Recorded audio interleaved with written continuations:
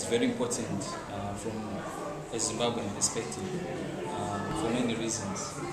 I mean, I think it's obviously a challenge. It's a challenge to be a Zimbabwean writer or an African writer in Britain or America, because obviously when you're dealing with some of the bigger publishers, they have themes that they expect you to write about, which is always a challenge. How much are you willing to compromise? But I mean, having said that, I mean, I think from a Zimbabwean perspective, I feel that we lack infrastructure. And what I mean by that is we lack educational opportunities. I mean, me and Funkisai were graduates of creative writing degrees, but in Zimbabwe there's no university that teaches creative writing. So we need things like that. Because publishing is about quality. No one will invest in you if your work is not good enough. I mean, I've worked with young writers myself. I was part of Budding Writers Association of Zimbabwe, and you find that most young writers, their work is unedited, and you find that they don't read other writers. They don't, and they are limited in their reading. They just read Zimbabwean writers. They don't know anything beyond Zimbabwean literature, and that is a problem, because you have to think big. You have to think beyond what is already available in Zimbabwe, because it's a field that has already been sowed and plowed, and what else are we going to bring to it? So it's, I mean, I think there's been a culture to anthologize Zimbabwean writers, which in one sense is good, but which in another sense I feel it's bad, because I feel that it is, in itself, it is killing an opportunity for us to have literary magazines. One of the things that we lack in Zimbabwe is literary magazines. Yes. And what our publishers are doing is simply what literary magazines should be doing. They should be identifying talent. And they should be encouraging talent. But at the moment, we have publishers doing that job. Okay, you mentioned about anthologizing Zimbabwean literature. What exactly do you mean about anthologizing? Do you mean that the books that are being published these days are most of them anthologies? Or? Yeah. Okay. Yeah, most of the fiction that is published in Zimbabwe since 2000, it's been mostly anthologies, short story anthologies. It has been good in the sense that it has identified, it has brought up a lot of writers like myself, like Funkisai, and many other people that we already know. So it has helped in identifying a lot of voices. But what it has also done is that it is not developing those voices. Yes. I know a lot of people have been published in maybe 6, 7 anthologies who qualify to have their single anthologies, but they don't have anything. And I mean, like, I think last year or early this year, there's a Zimbabwean writer who died. He was a brilliant short story writer. I read his collection of short stories when I was an intern at a publishing house. The book was rejected, but he died. What is going to happen to the book? What is going to happen to his stories? I mean, in this book that I did, I discovered there's a poet called Philip Joao. He died in 1993. He had a complete collection of poetry that is with a South African publisher. It has never been published. What is happening to our writers? So it is easy for us to anthologize them, but what happens to them? If you are writing for 10 years and you're just publishing short stories, you get frustrated, you get fatigued. I think it boils back to what your colleagues have been saying, that I think we all agree that breaking through into the publishing industry, from nowhere can be difficult, because people would prefer the published writers. So I think the people end up just specializing in anthologies, because that's where you can have your voice heard.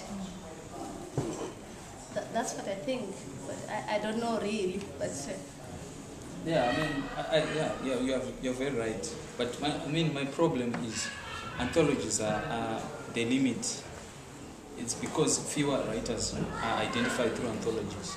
Whereas when you have literary magazines, you accommodate more writers. You accommodate many different styles. Whereas with some of these anthologies, they are thematized. So you are writing according to a theme, and that is also limiting to a writer. But whereas with a literal magazine, it's a laboratory. So you can experiment, you can try out your different voices. And that way, you are discovered by publisher. Sorry, I'm talking too much, but this is the last one. Since you're talking about that, how about you, young writers, championing those literary magazines, championing those things? You know, everything is a starting point. And those people who really made a change, who made a difference, who made an impact, had to start somewhere. And you know, these ideas are coming. You know, they need not end just talking. Implement them. Yeah. Well, we're in the process of doing that. That is what our online communities are doing. I think we're slowly doing that. We are encouraging each other. We are dialoguing. I mean, Ambrose does a lot of interviews with writers, and for me, I've learned a lot from those dialogues that are happening. So we are learning from each other. We are encouraging each other, and I think we are slowly doing that. Thank you. And I think what Tinashe is doing is being a bit self-effacing. Tinashe is also very, very active in that movement, in that he's got a literary magazine that he started, which he will talk about all in good time. And he's also involved with other magazines that publish poetry and short stories, and a few other writers, like there's one in the United States who's got another literary magazine that he started, which focuses on African writers. There's another one with, I think it's the same person, and Tinashe again, with another character who's in South Africa, and so they're doing it. That's good. Which is good, which is positive. Yeah. Now, one of the questions that I've got is, I noticed the three of you self-identify as Zimbabwean writers. What does that mean? I'm from Zimbabwe and I write. Yeah. That's basically it. Yeah, that's basically it. That's basically because it. how we define Zimbabwe is individual. How we react, how we interact with Zimbabwe, with that identity, with that whatever that creature called Zimbabwe is individual. But I'm happy to be a Zimbabwean writer. I'm happy to be a writer from Zimbabwe. How about you, Ella? What does it mean? When you say I'm a Zimbabwean writer, what does that mean? What do you mean? To be honest, I never really thought about that at all. But I think because I was born in Zimbabwe, and I'm known as Zimbabwean, writing as Zimbabwean. I like the way you answer all of you. You are Zimbabweans, and you write in Zimbabwe.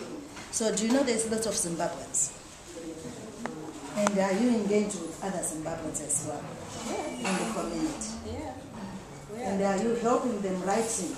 If they want to write. Yeah, I think we are helping each other. I mean, like I said, there's a huge online community of Zimbabwean writers. I mean, most of us, we don't know each other. We've never met, but we know each other. We are friends. Now, can I ask again? Yeah. Maybe you didn't get me right. You are online with other writers, but being Zimbabweans, we've got a big, huge community of Zimbabweans, maybe even here in Leicester only, who are or not online, the other organizations, which you can write for them as well as writers. Are you aware of that? I think I kind of get what you're saying, because I'm not always online, and I'm not really, on Facebook and all that. But they put me on Facebook because they were marketing my book. They said you can sell it. That's one of the largest sellers to be on social networks, and I do understand, because then I feel left out because I'm not always online or in these social networks. So where does that leave me? Would that be what you're saying? What I'm trying to say is like when I asked a question, Ambrose said Pelagia. Ambrose doesn't know me from Zimbabwe. Ambrose doesn't know me from anywhere, but we met in working together in Leicester. That's what I'm asking you as writers. When Ambrose sees me, he knows me like Pelagia from a different organization. I know Ambrose from reporting and things like that. When I need anything today about reporting, anything I want to find, Ambrose will refer me to someone, and I know you're a writer now, and I'm going to get your number. That's what I'm asking. Are you going to get engaged with the community groups like us in the community in your writing as Zimbabweans? Because we are stuck sometimes, and we need writers. Because we cannot do everything. I think to add on to what Pelagia is saying, the other day, which was it last week, but one isn't it? Yeah. I happen to go, I go occasionally to the drop-in center where Zimbabweans in Leicester, come in. Pelagia is a team who cook sadza and, I did it. vegetable with peanut butter, the Zimbabwean recipe. So when I went there, there was that need, people identified that need, that, there are a lot of refugees, asylum seekers from Zimbabwe who are living here in Leicester, people who have been in limbo for a long time, and they are burning, they've got those emotions, to take out, and it was suggested that people write the story, people want to write their stories, and I'm one of the people who promised that we can take up the issue, start putting the stories together and probably, publish something. So while you are there, the problem is, maybe Ambrose can help me as well. People cannot write, talking and write what they've gone through. They'll need people like you now. I understand, yes. To help them. They'll be talking and we'll be doing the writing. Yes. That's what I'm asking. So how are you going to engage yourself with the community? Okay, I think what we can do with the question that Pelagia is asked is we can rephrase it and recast it so that it is broader, and talk about, on the one hand, you agree that you self-identify as Zimbabwean writers. I think there are a number of questions that can come out of that. And then Pelagia is talking about people who are outside Zimbabwe because of political pressures.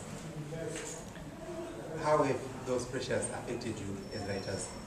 Would you say they've affected Zimbabwean literature, or how should Zimbabwean writers deal with those pressures? What can they do about them? Do you mean the political pressure? Sorry, because you said so many things in that whole thing. And I could still hear what she was saying. Yeah. And so it ties in with what she said. Is it really? But yeah. okay. First of all, I'll quickly answer what she said. Yeah. In Milton Keynes, the thing is, for me, talking about linking with the community, the Zimbabwean community as a whole, I was very linked with them when I was in care work. Then I knew most of the Zimbabweans in Milton Keynes. But the moment I got out of it, you somehow seem to, it's like they disappear and they go underground and you don't see them anymore because you're not working within the same environments. But most people know how to get in touch with me if they need me. But when I look at, in terms of helping people with my writing, if they need help, it's not just about Zimbabweans, it's about anybody who needs help.